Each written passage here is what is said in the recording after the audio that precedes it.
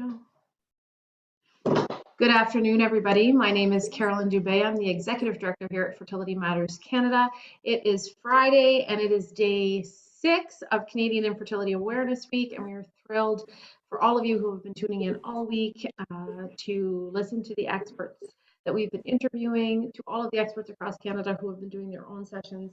And if you're a patient or someone struggling to build your family and you've been sharing your stories or watching quietly, thank you for being here. Thank you for participating, and thank you for helping us to drive awareness and education. I am so excited this afternoon to have Dr. Khalid Zohni from Heartland Fertility in Winnipeg here with us.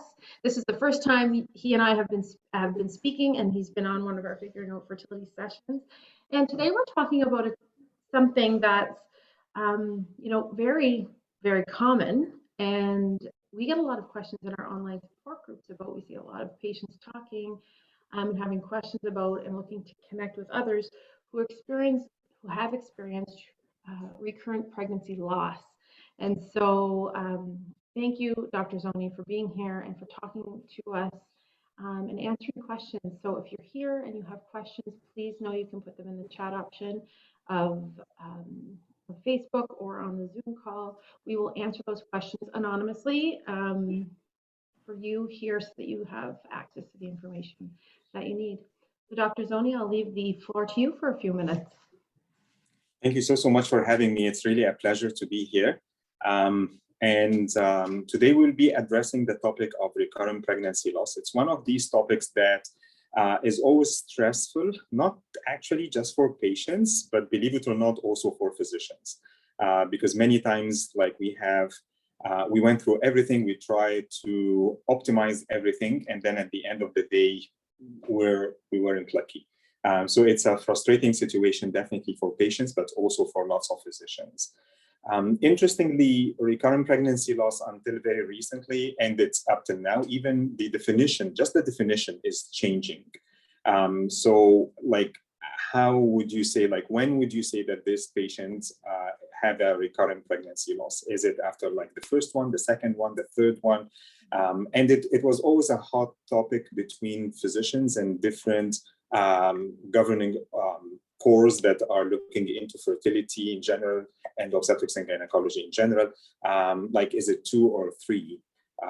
And like within the last couple of years, like things changed, and everybody is agreeing now that recurrent pregnancy loss would be like after 2 losses, after 2 pregnancy losses. Now, when I say that most people agree on this, I have to mention that in the UK, for example, the Royal College of Obstetrics and Gynecology, they still define recurrent pregnancy loss with 3 consecutive miscarriages. Okay. And is there, I just wanted to ask a quick question. Is there, at what point, is it at any point, just for everybody watching, after a pregnancy, a confirmed pregnancy, we're talking about any time, even if you're 2 weeks or 3 weeks or 5 weeks, that's part of this sequelae? Yeah, as long as it's a confirmed pregnancy and it's still before the age of viability, so before the 20 to 24 weeks, then you're still under this umbrella of recurrent pregnancy loss. Great, thank you. And you're welcome. And when I will take you back to the biology 101 a little bit to kind of like have an idea on how reproduction is working. Like women, they are born with all their lifetime quota of eggs. It's about 1 to 2 million at birth, 250,000 at time of puberty. And these eggs are sleepy inside the ovaries. And then each month, something like 300 to 400, they wake up, they compete with each other to give you one big egg that together with the sperm will make the baby. And once we have this big egg, it will send messages to all the other competing eggs to tell them, rest in peace, I am the one making the baby. Which That's means the best description I've ever heard. Yeah. Like the one that makes most sense in my head. That's amazing. It's kind of like the most easy way of putting things. I tend usually to make things simple because like I'm a simple guy, so I like simple things, and that's how I think about them. So losing the 300 to 400 every month, that's why we need to do the ovarian reserve to see how many of the eggs are still there. Now, from this one fertilized egg, let's throw some numbers there. If you have 100 fertilized egg and you want to see what the fate of these 100 fertilized egg, you will see that 30%, like 30 of these 100 will fail to implant. And then you have 20% that will fail post the implantation. You will have the 15 to 20 who will fit into the miscarriage. So it's a confirmed pregnancy, and then the pregnancy will be lost before the age of viability, 20 to 24. And only 30% of these fertilized egg will make it to live birth at the end. So what we are seeing as our neighbors and our colleagues and children around us, actually, it's just 30% from the eggs that initially were fertilized and got lucky to be fertilized. So that's kind of like put things into perspective a little bit to see how challenging it is to get into a live birth from the beginning, even without recurrent pregnancy losses or anything. Thank you for that. I think that that's really important to sort of validate for people that we just don't get pregnant every time we try to get pregnant, fertile or not. Exactly. It's not, because always the question is the same thing, like we did this and this and this and that, but how come we don't have the baby? Well, even if you didn't do any of these things, even if in a perfect world, it's only 30% that we will be seeing as live birth later on from the fertilized egg to start with. Going back to recurrent pregnancy loss, like patients will have 2 losses, like 5% will have the 2 losses or more, and then 1% will have the 3 losses or more. So as we're going into like more miscarriages, the percentage obviously will go lower. And then we can get like the primary or the secondary type of recurrent pregnancy losses. So the primary is there when the couple didn't have, or the female didn't have any live birth before, while the secondary is like she had one child or 2 or 3 or whatever, and now she's hitting these miscarriages repeatedly. And these are the ones that I always find very challenging because, again, we're not meeting their expectations. Like, I got pregnant the first time like this and the second time like that, and now I'm hitting these miscarriages and you're not able to help me. So what's happening? Mm-hmm. And we have to remember that 1/3 of the people who will be, or patients having recurrent pregnancy losses, like out of every 1 of every 3 patients, will have also an element of delayed conception, meaning it will take them longer to get each one of these pregnancies. So you can imagine how frustrating it will be to end up again with a miscarriage, of course. Absolutely. Moving to the risk factors, I always counsel patients about it like this. I put the risk factor together with the number of miscarriages before. And I use a table that is a very handy table because you can put the age at one side and then you can put the number of miscarriages on the other side, and you look at numbers. And it's how I get them to be involved and motivated and to overcome all the frustration of this journey. Because between the age of 20 and 25, if a female had 6 miscarriages, the chance that she will have a successful live birth later on is 80%. So that's still high. Now, look at the age effect. If the same number of miscarriages, like the 6 miscarriages, but in a female who is between 40 to 45, it goes down to 65%. Now, still 65% is a good number. That's a good percentage. So even after 6 miscarriages, if the female is 40 to 45, the chance that she will have a live birth later on is about 45%. Okay. So that still seems quite high for someone.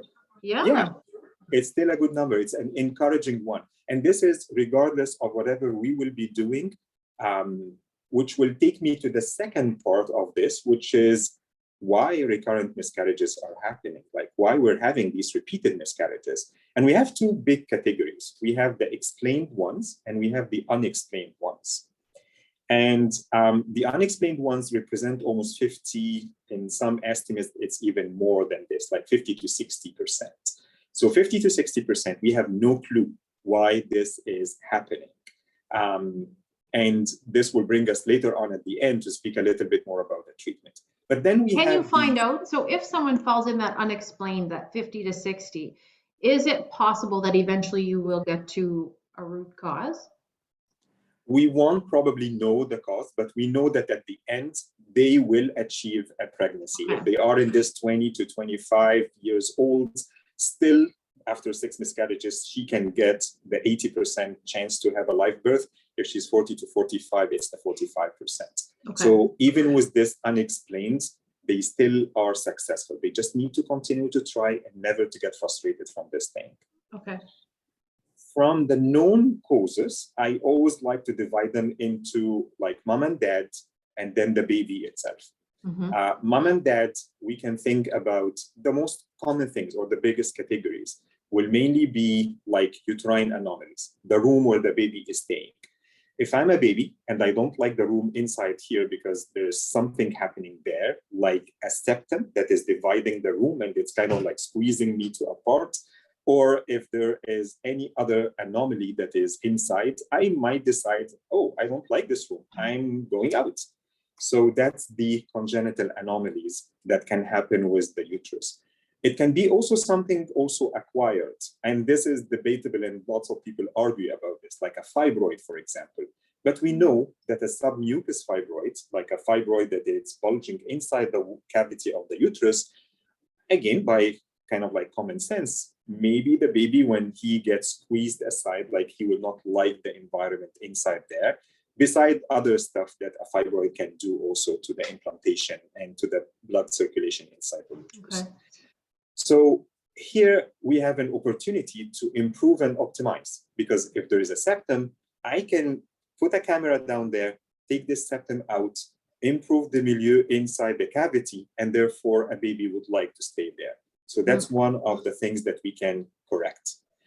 And then the second thing, if there are antibodies that are causing problems and issues. And the one that most people agree on is the antiphospholipid syndrome. To make it very simple, it's one of these conditions where there are antibodies, and these antibodies are interfering with the pregnancy to continue by several ways. One of them is to make blood clots and stop the baby from growing. It can induce an inflammatory response to the lining of the uterus. So many things. Again, here there is an opportunity to treat, because we can put the patient on heparin, we can put the patient on aspirin, and then we can have hopefully a successful pregnancy. These are 15% and 15% of the known causes. And then you also have the genetic anomalies, like something genetic is happening with mom and dad that is causing issues. And the one that we see mostly with the recurrent pregnancy losses are what we call the translocations. To make things very easy, you have your chromosomes, it's an X-shaped kind of thing, and they are attached in the middle. All the information that are needed is listed on these chromosomes.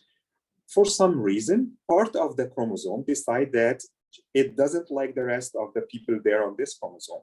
So it will switch. It will go to another chromosome, to a neighbor one. Now, the mom and dad who have this translocation, what we call the balanced translocation, meaning all the information is still there and we're not missing on any information, then they are very normal. They are people around us and they are super normal.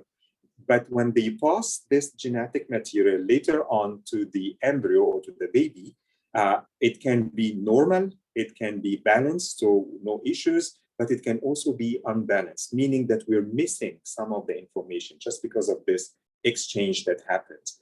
And therefore, that's a miscarriage. Okay. Here, we have a good opportunity because we can help. We can help first by identifying that mom and dad has this condition, so we'll do a karyotyping.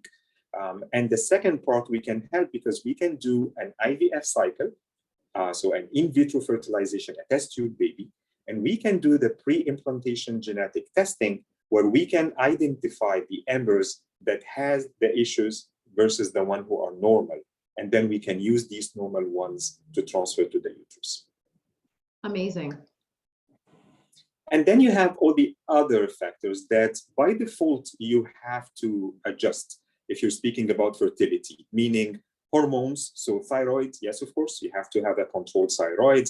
Diabetes is known to be linked to miscarriages. So, but if you have a well-controlled diabetes, then it's absolutely fine. Like, you need to control your blood sugar, then you're doing well. Any of the hormones, the prolactin, whatever, we need to adjust these things because they are known to be kind of like related also to miscarriages.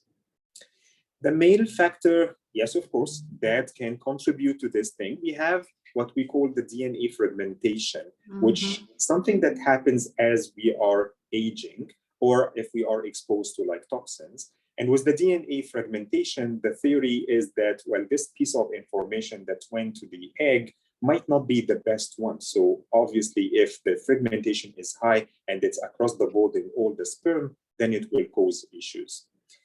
Up till this point, it's argued, like there are lots of arguments about it and debates between physicians and whether there is a point in doing this or not. And if you're doing later on in all events, like an in vitro fertilization, then you're addressing this part. But the value that I see in this test, because you can test for the DNA fragmentation, is that you can now counsel the patient about things like the lifestyle, like smoking, like toxins, like alcohol. Like, there are so many things that he can do to improve this condition, hopefully. And therefore, I see it as an opportunity to counsel our male population patient about this condition. So these are kind of like the main ones. For both like the regular or the unexplained and the explained ones, there is always a value also for lifestyle modifications. And I will take you to the most important part here, which is what can we do as patients to improve my chances? Well, in reality, you have lots of things to do. First of all, you stay positive. You stay very, very, very positive, and you stay hopeful. The second thing, look at your lifestyle and make the things that are needed to be changed. It goes without thinking that smoking was linked with so many studies with miscarriages. If you're a smoker, stop smoking. And I just want to, Dr. Zohni, just to confirm, both male and female? Male and female. Sharing is caring. Everything that we do is for male and female at the same time. So smoking, yes, for sure. And all kind of like smoking, all kind of smoking under this umbrella, you can put like cigarettes, marijuana, all kind of like illicit drugs. Like, we stay away from these things because we know that they are harmful. So stay away from them. Alcohol, like once you get pregnant, we don't know the threshold or the safe threshold for what is safe when it comes to the alcohol consumption during pregnancy. So maybe it's a good thing to start before pregnancy, and especially that I have these repeated miscarriages. So stay away or reduce the amount of alcohol. Now, one other thing is a little bit debatable is like coffee and caffeine. And I look at it in a different way. I think that, well, coffee in general and caffeine in general, if you are abusing it, well, you are putting your body in a more stress. This is how caffeine is working, right? And therefore, you are adding and you're not benefiting yourself by any means. So taking away this part will help to reduce your stress level. Body mass index, yes, of course. Extreme weights, meaning that if significantly the female is underweight or if she is overweight, both of them were also linked to miscarriages. Because if we don't have the perfect weight, then we are stressing our body. It will go into the surviving mode. This is not a reproduction mode for us. So these are the lifestyle modifications that I always like patients to take care of. And then you can do lots of things also with the diet, because believe it or not, like, we are what we are eating, right? So when you are following a diet that is helpful to boost your fertility, it means that we can get in a better place. We can get better implantation. We can get better quality of the sperm, of the quality of the eggs. I will not go through like lots of the diet thing, but I will focus on refined sugar as an example on how diet can be very, very, very effective way of helping us with recurrent implantation failure or recurrent pregnancy losses. Just to support what you're saying there, Dr. Zohni, we have this week just did an interview with two naturopathic doctors who specialize in reproductive medicine, Dr. Alan Wu and Zainab Uraz. They are now on our Facebook video section and on our YouTube channel. So if you want more information about that, they give a beautiful talk about all kinds of different things to help support your fertility. So that will help what you're suggesting right there. Definitely. And I'm a big supporter of naturopathic medicine in general because I see lots of value there. And fertility is one of these fields where we can benefit from completing each other rather than competing with each other. You know how like lots of the studies and the guidelines are made based on these studies, they don't have a solid conclusion about this thing to recommend with or against and things like this. Well, the same thing is happening with naturopathic medicine because like they don't have enough studies on many things. Yes, I understand. But in our Western medicine, there are lots of things that we don't also have enough evidence for. It doesn't mean that we don't try it. Yeah. I see the benefit of combining these two. And that's why I love collaborating with naturopaths because like this is for the benefit of the patient at the end. Absolutely. And these type of medicines, they are there for like thousands and thousands of years, and they have been helping lots of people. So that's a good opportunity for us to integrate this into our service. And we see, for example, like for IVF, when you do the IVF and you do the embryo transfer, for example, we have lots of studies now that are supporting the role of acupuncture, for example, to help with the implantation. Acupuncture can help with implantation, with blood flow going to the lining of the uterus. Like it's definitely have lots of benefits. So why not to integrate this? And instead of being competitive, we can just like collaborate together. That's how I see kind of like an integrative approach and a holistic approach to any problem actually in medicine. Because at the end of the day, we want to benefit the patient, right? Amazing. That's amazing. Thank you for that. We do have some questions that are starting to pop up. Would you like me to jump into a couple of questions or would you like to continue? No, I think I kind of like give a broad idea about what is recurrent pregnancy loss, what to expect, the causes of these. There are lots of other things. There are things that are coming down the pipeline with research because now we think that the lining of the uterus, they have sensors and they sense whether this embryo is a healthy one or not.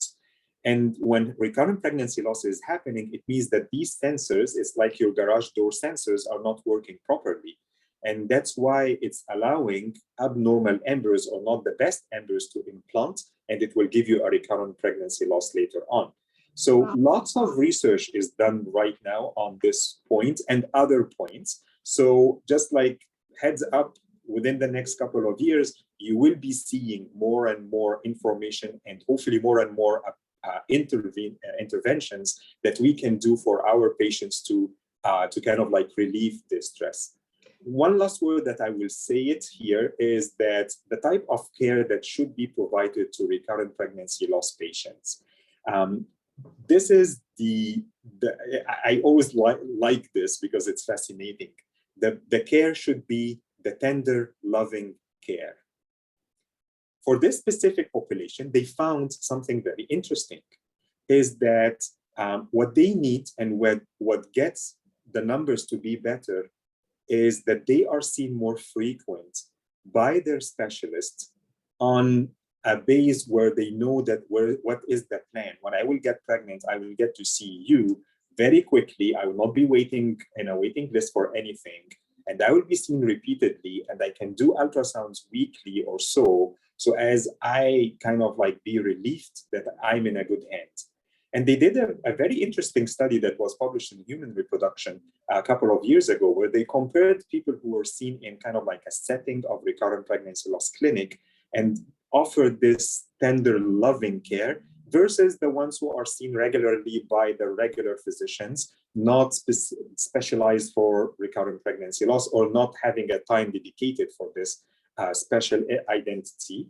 And they found that the group that were offered this loving, tender care, they achieved almost double the success rate of the people who were seen on a kind of like regular basis. Wow. So the tender, loving care is the title of any clinic that is like recurrent pregnancy loss clinic, I will put it like a slogan there. And that's what we are doing here at Heartland. We are trying to see, like myself and my team, Dr. McTavish, Dr. Barach, Dr. Elliott, and Dr. Appleby, we are trying to see and prioritize recurrent pregnancy losses patient to be seen in this kind of like setting and mentality. And we understand their needs, and that's what we are trying to offer them on a regular basis. That's incredible. Thank you to you and your team for helping your patients through this probably can be very traumatic experience that's happening to them and to their partner and to their families. Yeah, the burden of this thing is really heavy. Yeah, I absolutely agree. Would you recommend prenatal karyotyping after primary recurrent loss after 2 losses? Many couples are made to wait until 3 losses. I think it's up to the physician to look into the history of the patient and decide whether there's something, because when we start to meet with the patient, we look at the age to see what age we are looking at. Also the family history. Is this something that happened before in the family? Is it recurrent, like recurrent pregnancy loss is something that is common in your family? So although the regulation says like 3 miscarriages, sometimes we can step in and say, well, you know what, I want to do it a little bit earlier, especially if the age of the eggs is kind of like an advanced reproductive age. So I don't want to be waiting until we hit a 3rd one that might take time until happening, because by default, as we are aging or the eggs are aging, it takes longer time to get a pregnancy. So I don't want to be losing the window to help the patient just because I need to wait until the 3rd miscarriage. Great, thank you. That's very good to know. This question's about translocation. Is translocation only caught with PGT diagnosis or PGT screening as well? We only had one partner receive karyotype testing, which came back normal. Is it not needed for both partners to catch the issue? Like if they did the karyotyping, they need to do on both of them, because in this case, the numbers will change a little bit if both of them are carriers for it. So again, that's something that needs to be discussed based on their specific case with the physician to determine what they will be doing as the best next step. Oh, perfect. Great, thank you. Is there a benefit to having a gluten-free diet before and during pregnancy, especially with IVF? I don't know if that's a... It's only if you have the gluten sensitivity, if you have like the celiac disease. I know that it's kind of like being promoted as like, okay, being healthier by using the gluten-free just because of the inflammatory part. But what we know from research that unless you have issue with the gluten, then there's no value of you taking the gluten, because you're stressing yourself now more. You have to find the food that is gluten-free, and you go to the restaurant when restaurants are open and you order something that is, it adds to the stress. So unless you are diagnosed and your physician told you stay gluten-free, there is no point in doing this. Like I have to always warn people against Dr. Google, because Dr. Google is not the best source to go for. People experience when they tell you, well, I went off gluten and I got pregnant and I continued my pregnancy. Well, you had probably undiagnosed condition that you should have revised your family doctor or your physician about before deciding this or like sharing this experience. Great, thank you for that. I appreciate the reference to Dr. Google. I know that that's a common place for all of us to sort of land if we're feeling a bit uncomfortable. We feel like we need information really quickly, but it's so important to get your information from a reliable, trusted source and an expert in the area of whatever it is you're looking for. And that's why we need to work more to kind of like provide these trustable sources to our patients. So as when they look for any of this information, I think they should be looking like directly to like to the experts, but not to Dr. Google where anybody can put anything. Agreed. And that's part of the foundation of this Figuring Out Fertility series that Fertility Matters Canada is doing. We've now got a library of, oh my gosh, close to 100 videos, I'm sure, and we speak to fertility experts in all kinds of different areas on all kinds of different topics. So if you're interested and you're watching and you're interested in some other topic, please check out the video section of our Facebook page. Go to our YouTube channel. We'll have more videos being uploaded to our YouTube in the next couple of weeks. It is imperative that patients get that information to help them make these informed decisions. What is your opinion of the use of low-dose aspirin for an IVF patient with recurrent pregnancy loss? Should it be used up until the positive pregnancy test or continued throughout the pregnancy as well? No blood clots are known at any time. So I like these kind of like questions because my answer will always be the same thing. You know what? I like to follow my grandmother recipe when I prepare like a dish for dinner at night. It's my grandmother recipe. It works for me and I love it. It doesn't mean that other recipes or like my mother-in-law, grandmother-in-law, for example, recipe is not a good one. It's just that it works for me. Now, if I come and say an opinion about using like the low dose aspirin in something that people did not agree on, it's not like on the guidelines that you have to do this. Well, I might say my opinion, but this is my grandmother recipe. It's not your physician grandmother recipe. I would suggest using the same recipe or like trust the recipe that your physician is giving. At the end of the day, we are trying our best to improve our success as physicians, as clinics. So it's in our best interest that you are successful with your treatment. If we apply it here until like a positive pregnancy test, it's because it worked for us. And that's how we are seeing that it worked for us. And remember that we are revising this all the time. I mentioned our team, and I have an amazing team here with my 4 colleagues, because we meet on regular basis and we almost revise everything. How about changing the hours? How about changing the time? How about doing this or that? And physicians are, and this is the same thing across the whole country. Like that's how fertility clinics are doing now, that brainstorming, continuous brainstorming. So the one piece of information that I will tell you, okay, you have to continue until this time in your pregnancy. Well, this might not be the best advice because your physician knows better. Always go back to your physician, the one who designed the protocol for you, and just trust him or her. Wonderful. Thank you. So lovely to hear that answer. We do have a couple of more questions and we have a bit more time if you're okay for time. Yeah, sure. Great. I have had 2 losses in the last 3 years of infertility, and my doctor does not recommend I do the recurrent pregnancy loss panel due to it causing the rabbit hole effect. Would it actually complicate things or could it possibly help? I think it will help because, as we were saying, like addressing the things that can be addressable and fixed can improve a lot our success later on. So it's worth looking at and investigating, especially if, like she didn't mention her age, but especially if she is in this group that we call like advanced reproductive age, because we don't have much time at that point. That's my opinion. I don't know the rest of like what circumstances she's going through, but that's my opinion. If she is young, it's in the very young group, then he has all the right to think like this and to wait. Yes, let's wait and see how things will evolve later on. No need to put you through the tunnel of investigating and doing things that might not be needed right now. If we are toward the second half of our reproductive life and time and the biological clock is kind of like ticking, then I think it's worth looking at a little bit earlier. And that's what made most of the organizations, like the ASRM, the American Society of Reproductive Medicine, the ESHRI, the European one, changed their kind of like thoughts about waiting until 3 miscarriages to label it recurrent pregnancy loss. They started saying, you know what, you can start evaluating definitely after 2 recurrent losses.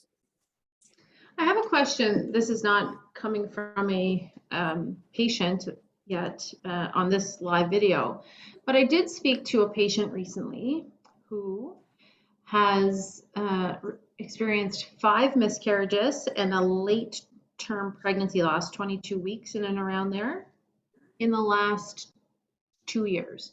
Her family physician, she has not seen a gynecologist, and she said, you know, this isn't, I don't have a fertility issue, I can get pregnant. And so at what point do patients, because I want to educate everybody to say, you know, I feel very strongly that you probably should be seeing a specialist at this point.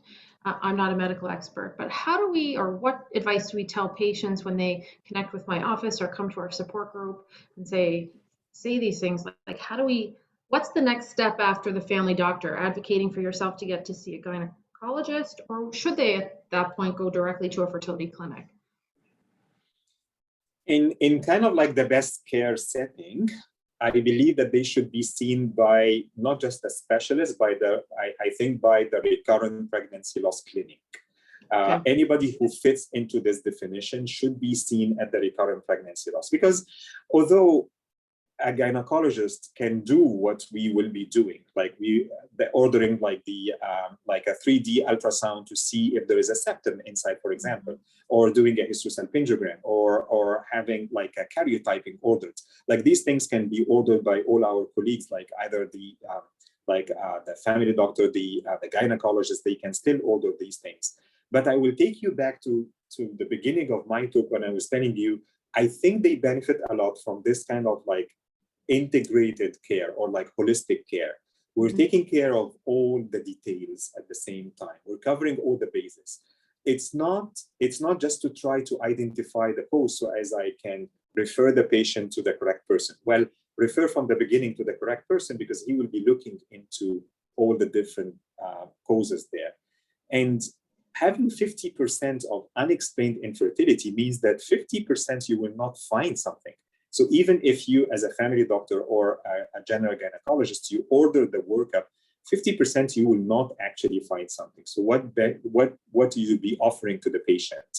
Well, we mentioned that the best thing that works for them is to be seen regularly, to do the testing regularly, to have a plan and feel that they are taken care of by a specialist. So in my opinion, and this might not be the opinion of everybody, but that's my opinion, I think it's valuable whenever we are falling under the umbrella of this diagnosis of recurrent pregnancy loss to be referred to the specialist and not losing time.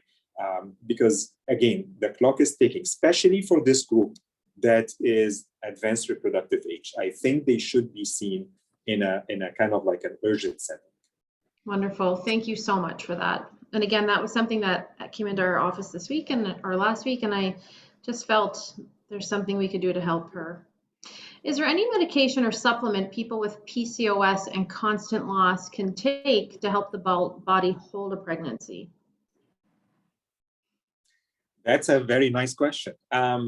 Well, again, don't ask Dr. Google, but go to your naturopath and ask their opinion, like what do they think for your specific case.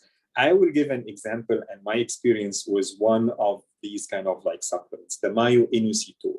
So the myo-inositol is one of these things that you can use for PCOS patient to help with the insulin resistance that is in the background. It's well established. We have lots of research on it, and it can help because it have also lots of other, so it's used for so many other indications outside fertility, but especially for this population of PCOS patients, they benefit a lot from the myo-inositol. It's not for everybody. It has to be under the like the supervision of a naturopath, or at least somebody who is knowledgeable about these kind of like supplementations. And we know that PCOS, because of what's happening with the insulin resistance and what other mechanisms are happening there, patients are a little bit more or are liable more for miscarriages. So by improving the PCOS, you will be improving the likelihood of having a live child at the end. So therefore, this is one of the supplements that can be added there. But the top of the supplements, the best of the best, like crème de la crème, as we say, would be the diet. If you're taking good diet, then you are supplementing yourself with all the needed things. I can take an omega pill, but I can also use the seafood. I come originally from a port, so I'm a big fan of seafood.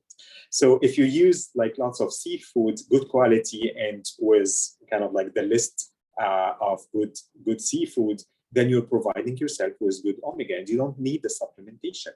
If you're taking like the good fat and you're staying away from the bad fat, if you are using the coconut oil, the olive oil, the avocado oil versus all the other kind of like bad oils, you don't need to supplement yourself. So there is nothing like a magic supplement that you can use that will prevent miscarriage from happening. This will not be there, but you can definitely do a lot to improve the lifestyle and supplement yourself with anything that is needed under the supervision of a specialist. Wonderful, thank you. I just want to take one moment to boost your ego, because there are a flurry of comments coming in about how wonderful it is to hear you speak today. There's just a couple of comments I want you to hear. It's so nice to see this doctor so educated and providing more help than just in a clinic. What a great person.